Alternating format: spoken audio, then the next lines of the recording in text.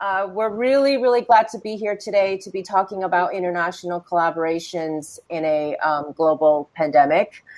I think this is a really important topic because I know many of us, aside from not being able to tour domestically, internationally, obviously the borders have all been closed, and that actually may still be closed for some time. So we wanted to talk about what are ways that we can work with each other and to partner with each other to continue that international dialogue. So before everyone knows all the speakers' bio, but let's just do a really quick round to tell us all your names, where you're located, and the institution that you are associated with. So I'll start off with Alicia, who's on the top of my screen. Hi, Cindy. Hi, everybody. I'm Alicia Adams. I'm the Vice President for International Programming and Dance at the Kennedy Center, which is located in Washington, D.C. Thank you. Fabiola? Yes, I am Fabiola Pazmiño from Quito, Ecuador, and I work with the National Theater Sucre from Quito, and I am also vinculated with the Galapagos conference, that it's a cultural encounter that we make every year. Thank you. Kuen-Yean, we lost him. Austin? Yes. Can you give us a my name is Austin. Mm-hmm. Austin Wang. I'm from Taiwan, Taipei. I'm the CEO of the incoming new theater called Taipei Performing Arts Center, which is short for TPAC. The theater is due to open next year, about the same time here right now, in August.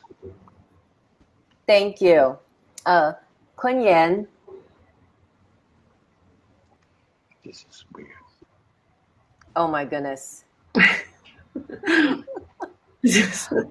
Well, Kuen-Yean is a senior member with the Jew percussion group in Taiwan, and I think it's one of the oldest percussion groups in Taiwan that that has also toured extensively, not just in Taiwan but internationally.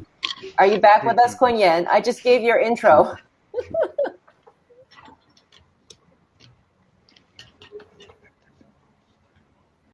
Well, hopefully Kuen-Yean will come back with us, but I'm going to move this conversation forward.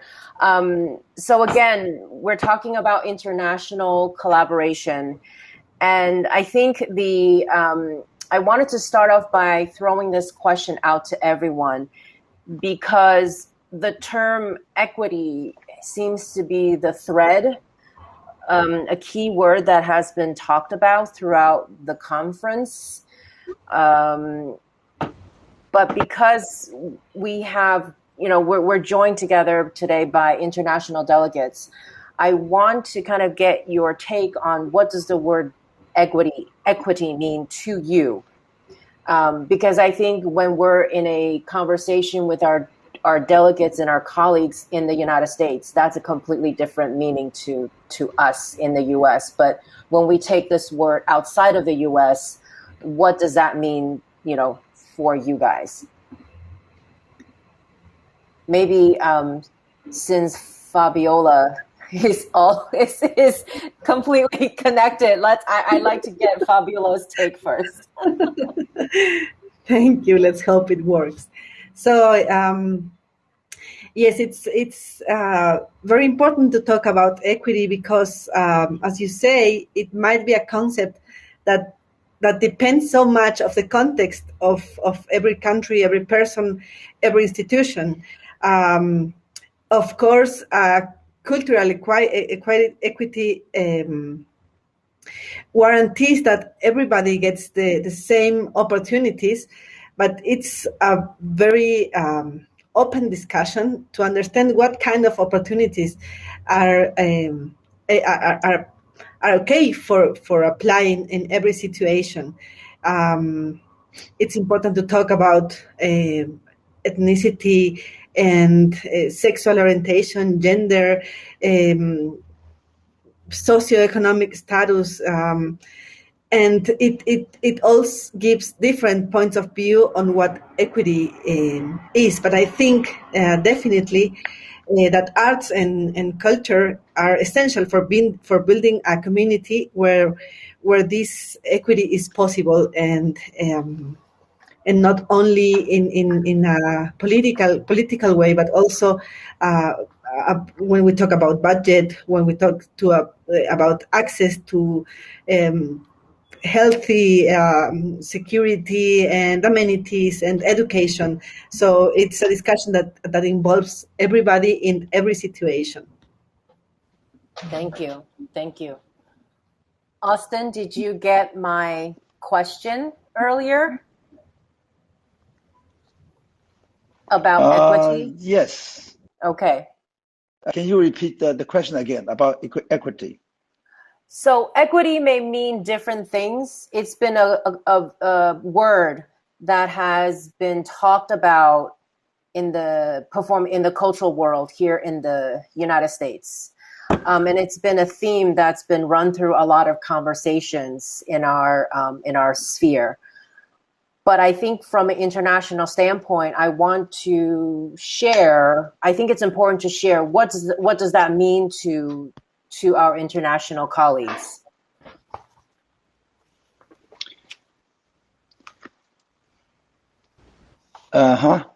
Yes.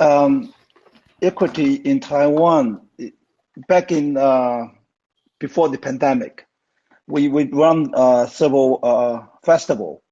In the festival, we will always want to collaborate with the international artist, but then without further experience about the corporations, most of the time when we work with international artists, chances are because the location and the budget wise, and also the theater we could not provide for the full rehearsal. So chances are the cooperation between Western, especially Western and Taiwan, are not really in the equal terms. Most of the time, is the credits belong to the other partners. For us, we are more or less like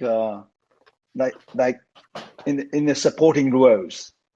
But then for the future case after the pandemic, I believe the tide is changing a little bit. We want to do something with the international artist with the equal terms.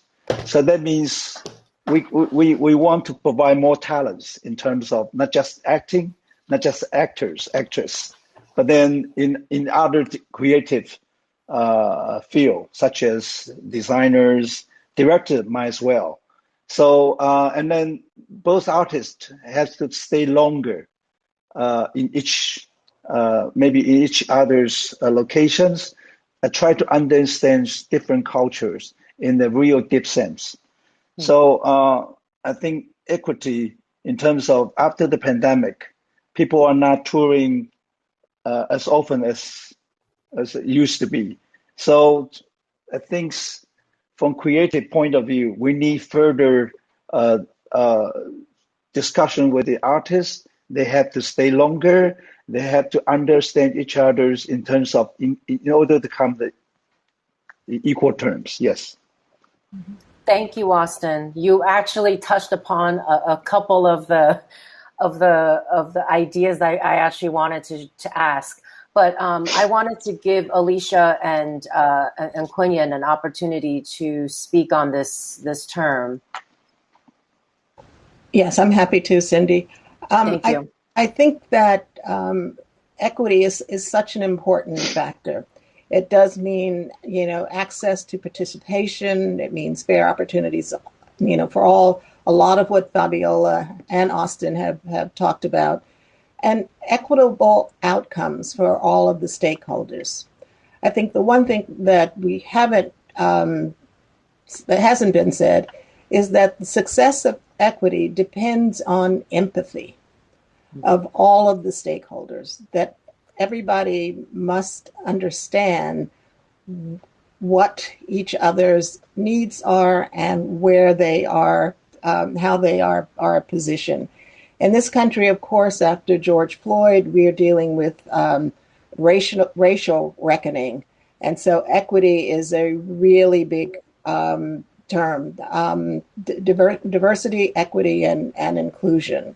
So looking at it through that lens, but also looking at it through just a general lens. It's what we all, no matter where we are in the world, should be looking at, thinking about, and being empathetic about in order for it to be successful for an organization, a company, a way that people function together. Right. Thank you, Alicia. Kuen-Yean, can you hear us? Yes. Okay. Yes, now. Can you hear me? Perfect. Okay, good.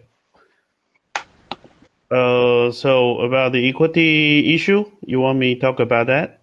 Yeah, I'd love to get your thoughts about that. I think because I'm the performer, when we years ago, I mean about 2 or 3 decades ago, our group has been toured not only in like overseas or in Taiwan in the venue formal place to perform. We are also doing a lot of like a countryside or school for even the prison, hospital, everything. So we're trying to bring the music to everyone, everywhere, and so for even though the poor community or very far away, the countryside.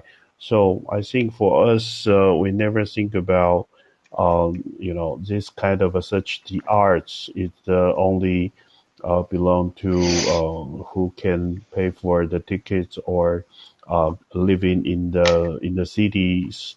Their authority. Well, I mean their priority. So I think for us, we trying to do share the music for long times. But now, because the epidemic situation now getting much more easier to spread the music to every corner because the internet is much more easier to access for everyone. So I think that is a very good point to think about. Maybe we are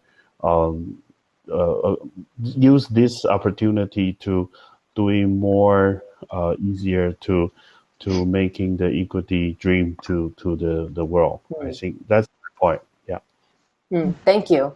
Well, this actually touches upon something that Austin had said earlier, which is also something that I've been thinking about, for the last 18 months, which is pre-pandemic, we're so used to artists. It's a touring marathon, right? Mostly the practice or the standard operating procedure is artists, agents, managers, we book a tour. They're on the road for 2 weeks, 3 weeks. They're going from city to city, country to country. And in most cases, they're not spending more than, generally no more than 48 hours in each place. And that's because there's a lot of, everyone wants to maximize their dollars, right? Artists want to be as many places as possible. Presenters, programmers want to be, want the artists not to be there too long because they have budgetary issues. But now with these border restrictions, I wanted to kind of maybe flip it and think of it as, do you think of this as an opportunity for deeper understanding and maybe a way to create more deeper artistic international collaborations, that you may not have thought about pre-pandemic when all the artists are constantly on the go? And what have you thought of, what have you tried to do or what has been in your mind from both an artist, and from a programmer? Is that for any of us or? For any of you guys, yes, for any of you guys. Then I will say that I think that this COVID time has made us all stop and think about things very differently. things have not been possible in the ways that they were, and they never will be again. One of the things that happened during this time is that Mark Russell and David Dower called on several of us who are international presenters to begin to talk about what we will need to do for the future, what the future will look like once this COVID pandemic is over. It has gone on much longer than we ever have had imagined. But one of the things that we talked about is that so it's formed into something called International Presenters Commons. And HowlRound is the organization that is organizing us. We're not really an organization or a company, but just a group of international presenters with concerns. So one of the things that we've talked about in as a way of preserving money in our budgets is that presenting artists is going to have to be more collaborative. It's going to have to be deeper in terms of the relationships, and they will have to be longer as a way of covering the costs that are going to be much higher given visa costs and possible quarantine costs. So we're looking at that, and so how we can share more, that there's not the exclusivity that has been there somewhat in the past. I think it has given in, though, to the fact that things are just so much more expensive. But those conversations have been going on, and advocacy, I know you have another question about that, so I won't. Advocacy for international work to continue to be done. So I'll stop there. Okay. Austin, are you getting all of our comments?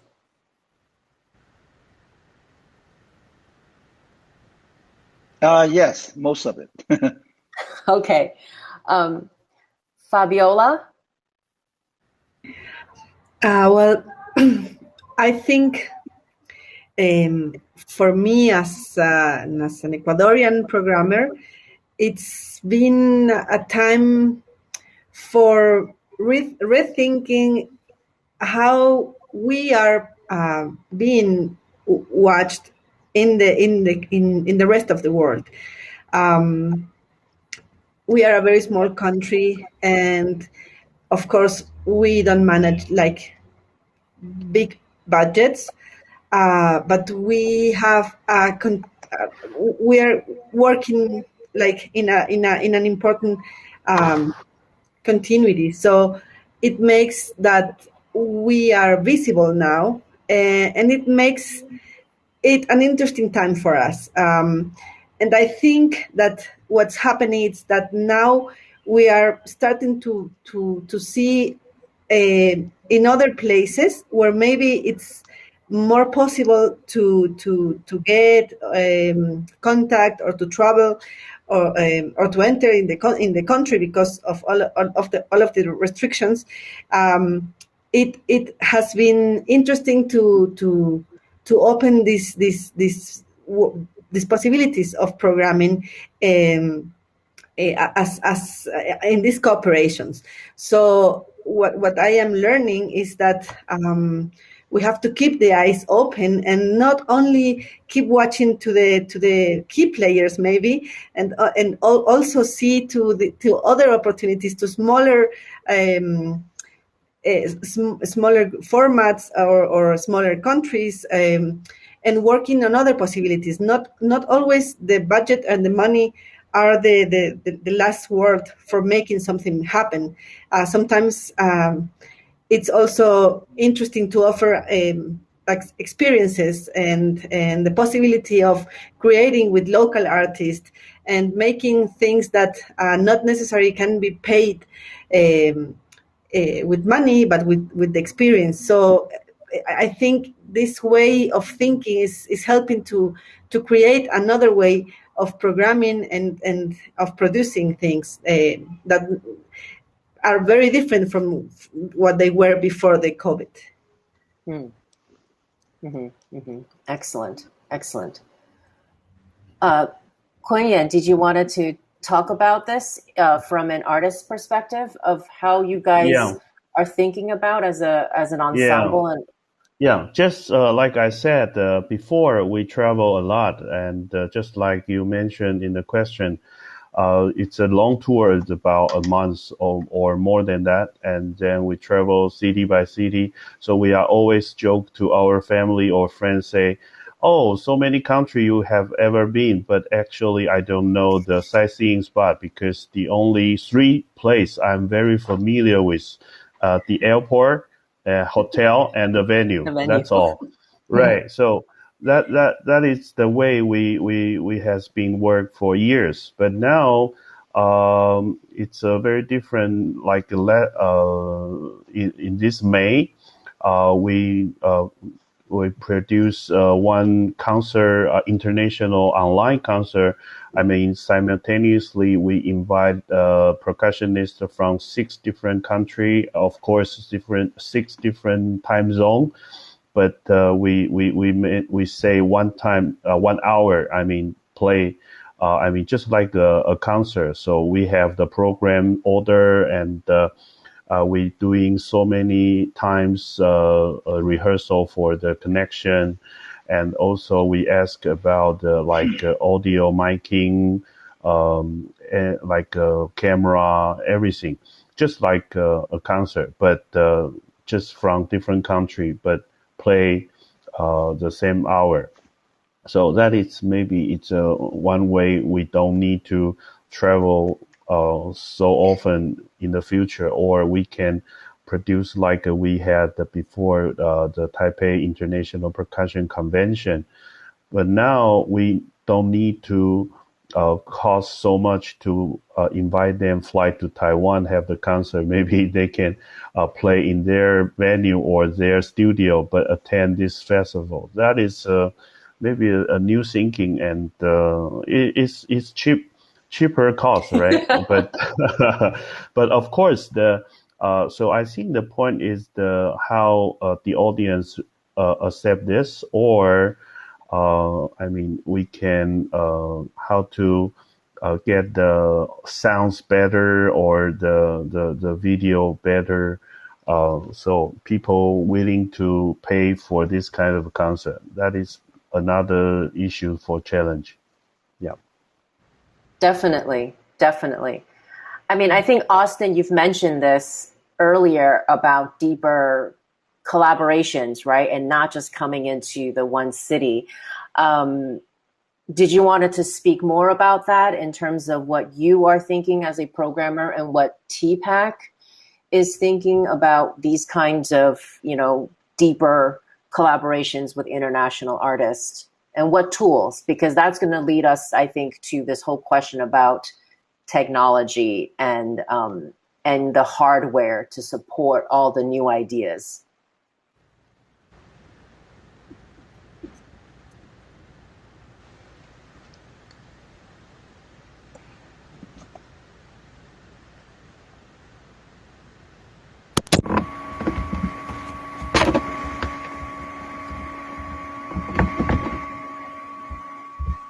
Austin, did you get the question? Yes. Taiwan has been relatively safe last year. We didn't hit very hard by the pandemic, so most of the performers are going on in the normal situation. But then the international artists cannot come in, so we switched the different thinking. We're using internet as a tool for not just for the programming, but actually for creating process. Actually, last year we invite French choreographers to do a choreographer a program with the local artist through internet, and then the result is fabulous. And actually, that piece actually won the grand prize from this year's Taiwan Arts Awards. So that really proves that internet can do a lot of things within with distance and restrictions. And this year, Taiwan unfortunately has been hit very hard by the pandemic, so everything has been locked down. So we do from the from the experience from last year, we know how to use that. So this year we switch every program to put it on online internet, and then we are not just recording a program, and we build up a studio, sort of like a filming studio, cinema studio. We actually upgrade all the facilities, and then we try to use in camera language instead of just from the viewpoint of the audience. So we try to provide a better sound, lighting, and all kind of quality to make sure that the program that people can see through internet has the best quality. And then we try to explore different kinds of online platforms, because we try to create a platform that really can give you a feeling like that you are in the theater. That's something really important, because otherwise people will lost the interest after 30 minutes. Mm-hmm. So we try to create that kind of atmosphere before the show, during the show, and even after the show. That is something we try to create with the commercial sectors. We try to build so-called cloud theater. With that, people really can feel they are in the theater. That's something we really work hard on that. And so this year we have 3 festivals: Children Festival, Art Festival, and the Fringe. We all put it online. So this is really a very brave adventures for both of us. And then even after the pandemic, I think this kind of trend is going to keep on, because people, especially young audience, they are really used to this kind of a tool. So we're gonna do it both online and offline next year, even after that, because I think that's the new trend. Thank you. That's a really good point. And I guess just to remind people who may be just hopping on, Austin is in Taiwan, and his venue is still being completed. So you actually answered my question, because I was going to ask, did you have to do different things, or did you have to do different things to your venue to meet all of these technological challenges of trying to get performances online? And it seems like you have, and I guess in a way you're in a very lucky position. But I want to ask, for example, for an artist who may not have their own space, or is tied to a space that is already in an infrastructure that may not have all of this. I mean, what are the challenges you would have faced, and what do you think your brick and mortar space that you're using needs to have, or needs to outfit to enable these kinds of hybrid performances and presentations? I'm going to start with Fabiola, because you have mentioned some of these challenges in Ecuador. Yes, that's big here, because it's so huge, the difference in the city like Quito, and you go to smaller cities or to the other provinces, and it's so complicated to get a good connection. And in the island, for example, in Galapagos, the internet is absolutely bad. You can't even have a WhatsApp call. So it's really complicated to think of these possibilities of the technology when the basic things are not given. Yeah, the infrastructure. So yes, so it's really complicated. And also here you manage with very different kind of access to education. So even participating of online classes for schools, it's not real. So these 18 months have been so hard for small schools in outside of the big countries. So it's really important to think how to get to these audiences with ideas that not necessarily imply technology. because it's really far away from us, that possibility. Of course, when I talk about the teatro, the National Theater, it's something that we can do. We can manage the streaming, and it's something that we can solve. But we cannot get to every audience that we are thinking about with technology. So that's the big challenge, thinking outside of that idea that technology is available for everybody, because in a country like ours, that's definitely not possible. Mm-hmm. Definitely. I think it is challenging all of us, right? We know that technology, we're in this, we've been forced to go online. But then there is still the reality that, again, about equity. It's the equity of access, what you have access to. And if you don't have access to that, is a forcing. Now we are now forced, even also from an artist perspective, that they have to now even create even more, think even more creatively, think even more out of the box to reach that. I have a question from one of the delegates, Donald McNally. He says, Fabiola, what about using Inmarsat for Galapagos might solve the internet issue? I don't know what Inmarsat is. INMAR. It's like a satellite. Okay. Something, yeah. I'm sure it should be, but it's, and I think I have heard of that because, it's work by the Mariners, and they are working on that in the Darwin station. So yes, that's kind of being a thing right now.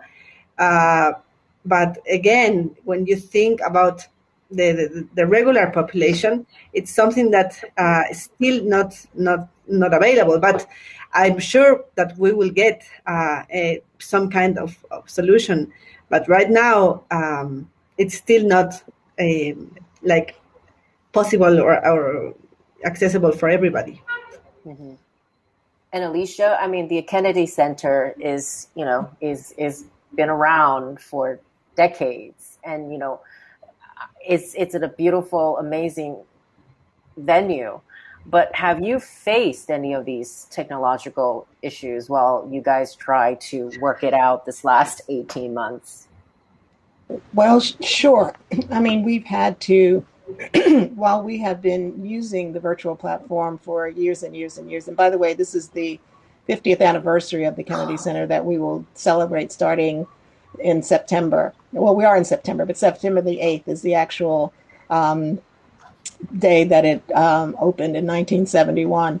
So we have had to ramp up to do this programming. One of the things that we have focused on is local artists to bring them into the center more through having these at-home concerts and other kinds of programs. Another thing that we did was to share with Theater Communications Group in California the presentation of a dance company that we monetized so that we could generate a little, I mean, it's a tiny bit of income, but it was an opportunity to collaborate, to have it was Matthew Bourne and 5 of the performances that we had actually presented here, but audiences still loved to see. So that was another thing that we did. We have something called the Millennium Stage, and all of those programs are streamed. So we just went to the archives and reprogrammed them throughout the entire 18 months. So, but it's taken some gearing up and some planning in order to do good programming that people will be interested in. I think there is some fatigue in terms of audiences watching programs online.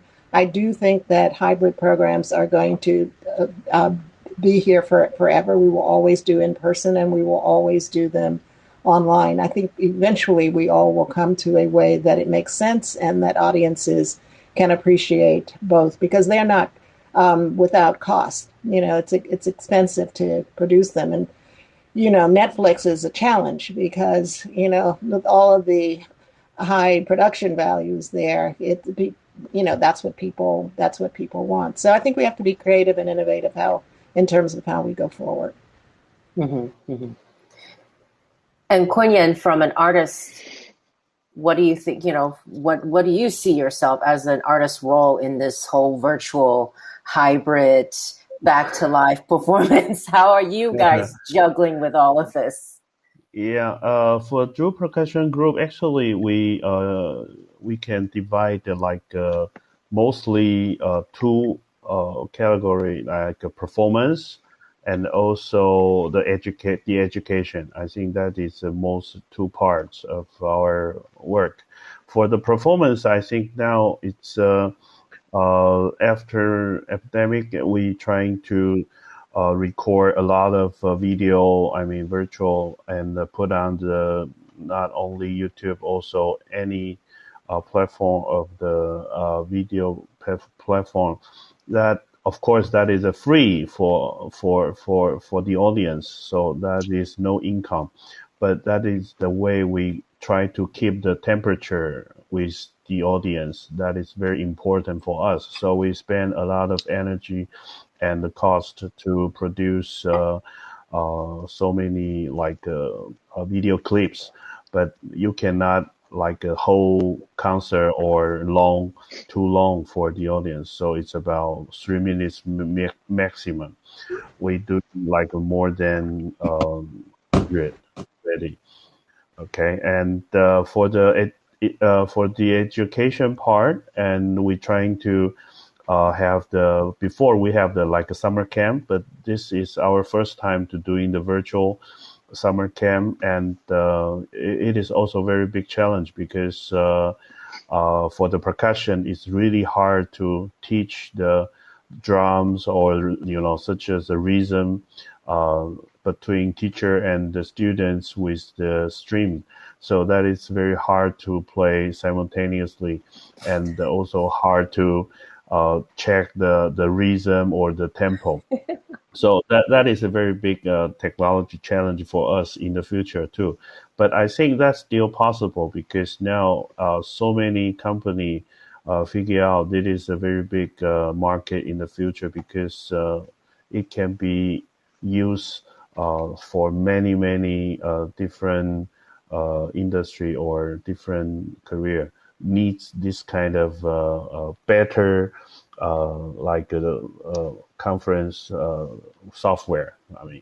And I think that it's we start to thinking, and we plan to in the future we can have more like a concert, and we play on stage, but we invite some group or some musician outside of the country, but we can play together on screen and the real instrument. That is also fun too.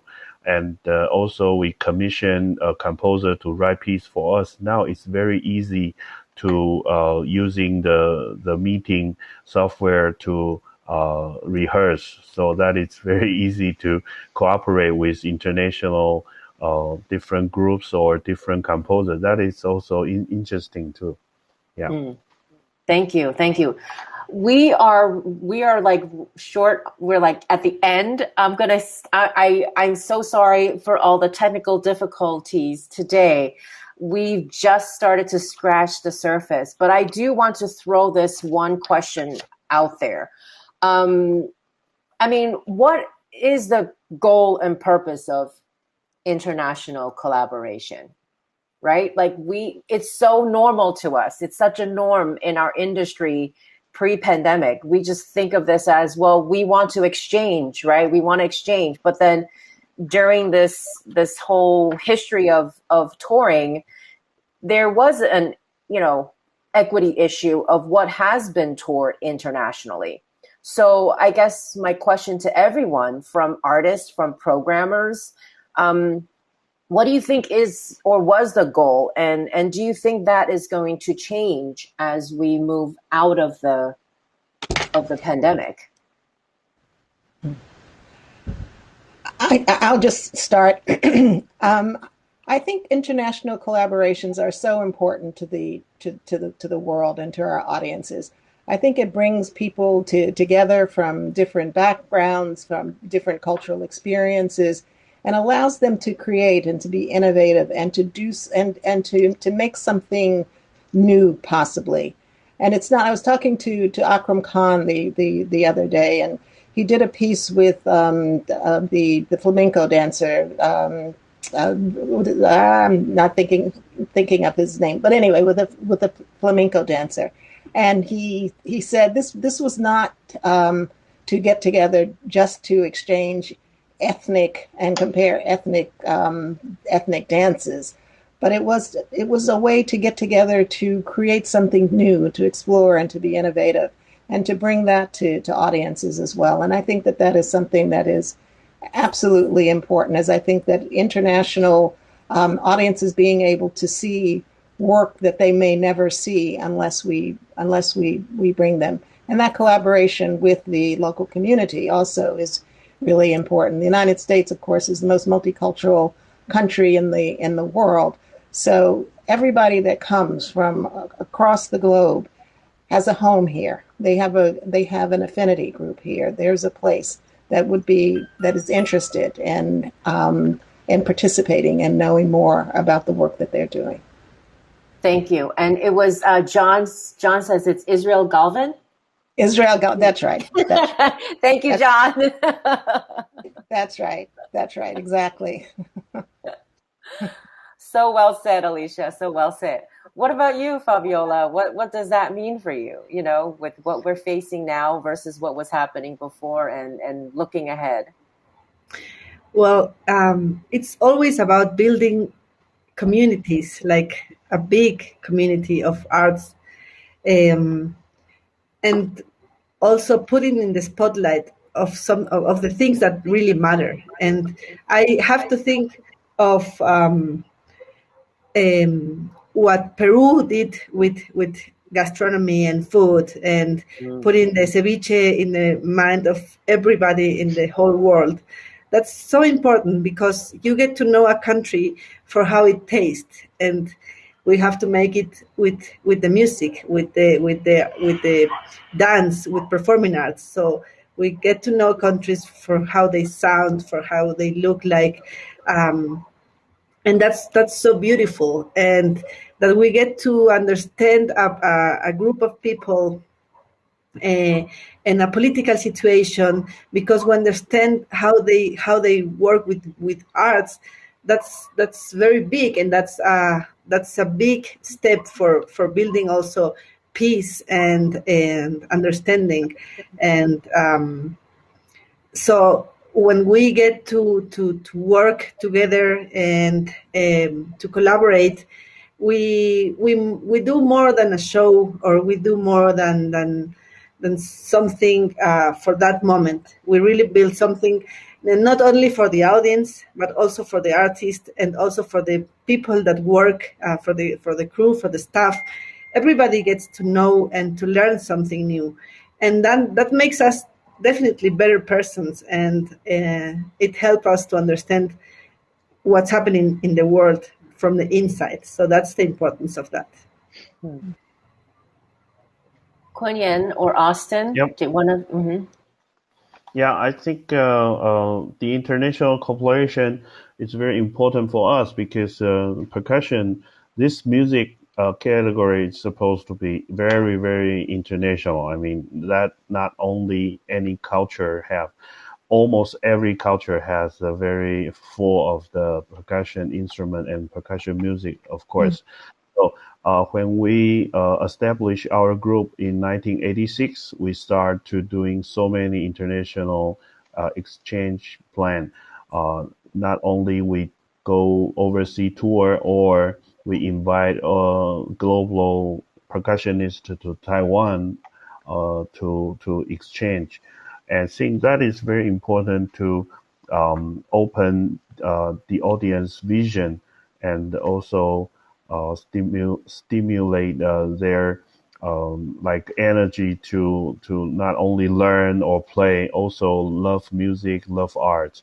So I think that's very important, because that when they see very different culture from other country, then they will start to think back our own. And so that is also help us to cultivate or deepen our culture, our own in our place.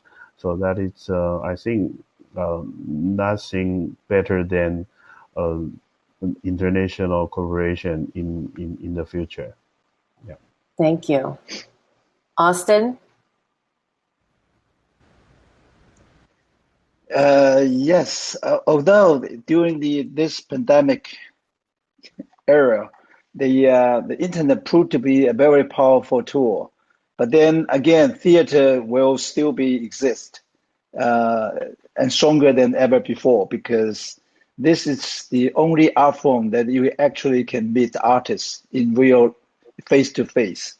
That is something people are really going to yearn for that. And so with or without pandemic, theater will be still exist, not just in the past, but still in the future. Thank you. Thank you. Unfortunately, we're so out of time. I appreciate all the audience member for staying with us this long.